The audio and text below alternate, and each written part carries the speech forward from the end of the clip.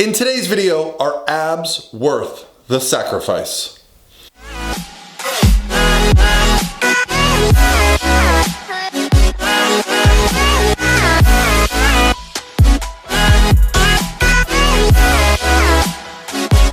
All by myself.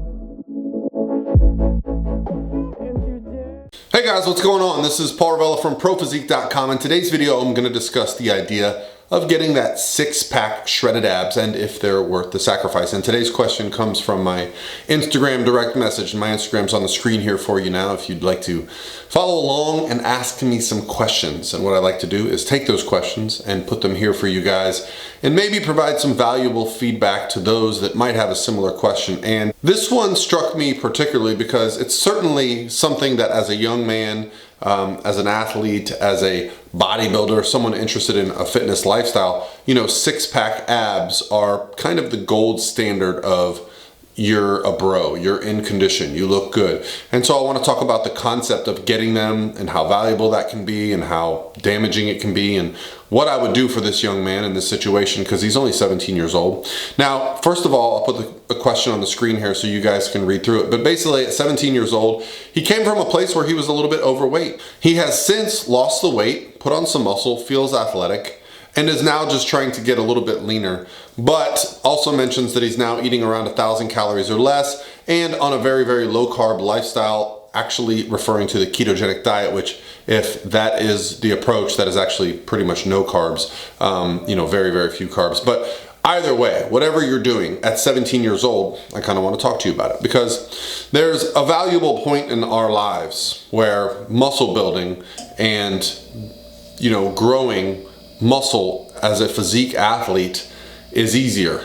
And that's when you're 17, 18, 19, 20, when your hormones are raging, when your body is still actually growing taller, okay? So, you know, we as men typically go through puberty a bit later in life. And I actually didn't stop growing until I was a little over 20 years old.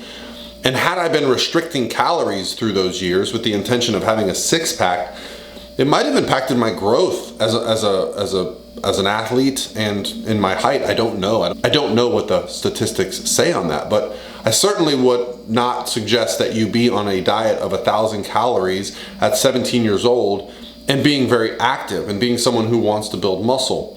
Yes, there is certainly a very cool aspect of getting lean enough to see your abs, and the fact that you were once overweight and you are now very lean, that's a great sign.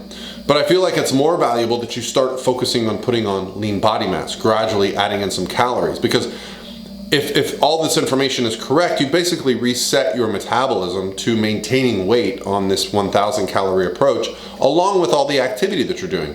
And what this will eventually mean is that anytime you go off this diet for any stretch of time, you're going to put on body fat rapidly. And you're probably going to lose some self-worth and some self-image in that. And at 17 years old, I would hate for that to happen. My thought for you would be to focus solely on putting on muscle right now, putting on lean body mass, putting your metabolism in a place where it can excel. Because if you're this active and you've lost this much weight, you've changed your lifestyle, okay? You're much less likely to put yourself in a position to store a lot of body fat because you're a young man who now works out and is active. You're in the gym and you've figured out how to lose weight. Now you need to work on the idea of eating a bit more, okay? And you need to work on the idea of putting on lean body mass through allowing yourself to eat more. Because if you're severely restricting your calories at 1,000 per day and you're training all the time, you're just gonna end up spinning your wheels, okay? And this is probably why you're not losing much body fat. You know, if I had to guess, occasionally there's gonna be an overeating session or there's gonna be some periods where you overeat calories and it might even only take a day or two for you to store some body fat rather rapidly.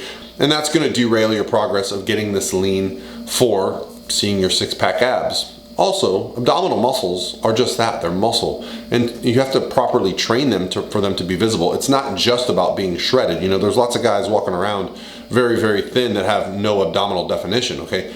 So to build that, you're going to need to eat properly, okay? Now, I don't have a problem with low carb approaches, but I would say for someone who's your age, who wants to build muscle and is a male, carbohydrates are your friend, okay? You need to be using carbohydrates minimally around your training sessions, but I would also like to see you bumping up your carbohydrates. I think they get a bad rap when used properly, carbohydrates are just amazing. I have always used a high carb approach to both my clients and myself. Now, high carb doesn't mean high carb for you. It's different for me. It's different for, my 100-pound bikini competitors.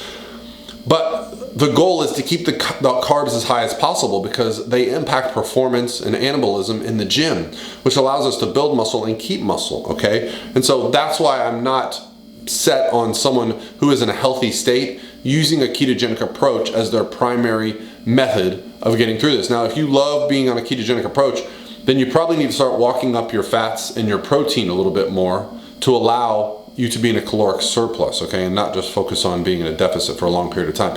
So when it comes to getting a six-pack of abs, someone like myself, I diet down and I try to get every single ab I can, ab veins, I like to see oblique details and all this good stuff in there. But I understand it's kind of a temporary state. I really enjoy it while it's there, but I also understand that, staying there for long periods of time, sub 10% body fat for me, it impacts me negatively in the long haul, okay? I know there are some people that can maintain that look year round with no worries. I don't find that to be the case for me. I like to go drinking with my friends. I like to enjoy food in surpluses. I'm on my approach most of the time, and I stay leaner now than I ever have in my life. But even in my off season, when I'm 20, 25 pounds over my shredded stage look, I don't have a well-defined six-pack and obliques and ab veins, okay? That's just not a function of the sport for me. If that's your number one priority, then, it's probably gonna require you build them up a little bit and then focus on staying leaner. But I would suggest you focus on building the whole physique, okay? What I find is that the abdominal muscles really respond well to a well-developed training program, okay? Where you're using the core to support your entire body while also training the abdominal muscles to grow, okay? Because the abdominal wall, it's a structure that's designed to support you, but it also has, the rectus abdominis and the obliques that we see on the external, but the internal stuff, is really like a belt on the inside of our body that needs to be developed to support us. So, there's function there as well. So I think a well-designed training program where you're doing things that are compound movements that require you to stabilize are good for you. They're good for your overall development. I had a great set of abs before I ever got into bodybuilding. Why? Because I played sports growing up and I was always sprinting and running and jumping. I played baseball and basketball and volleyball. And the first time I started working out, I was like, oh, I already have the abs. That part was easy for me because I was, a skinny kid that played sports growing up. I had that foundation. So for you, I would suggest focusing less on just dieting. You need to spend some of your life, especially as a 17, 18-year-old, 19-year-old, 20-year-old in a building phase, okay? You can do it responsibly. It doesn't mean you need to get fat again. I know that's probably what one of your fears is. That would be my suggestion, my friend. If you have any questions, please DM me back. I'll give you some specifics and we'll go from there. All right, I hope you guys are having an awesome day and I'll talk to you tomorrow.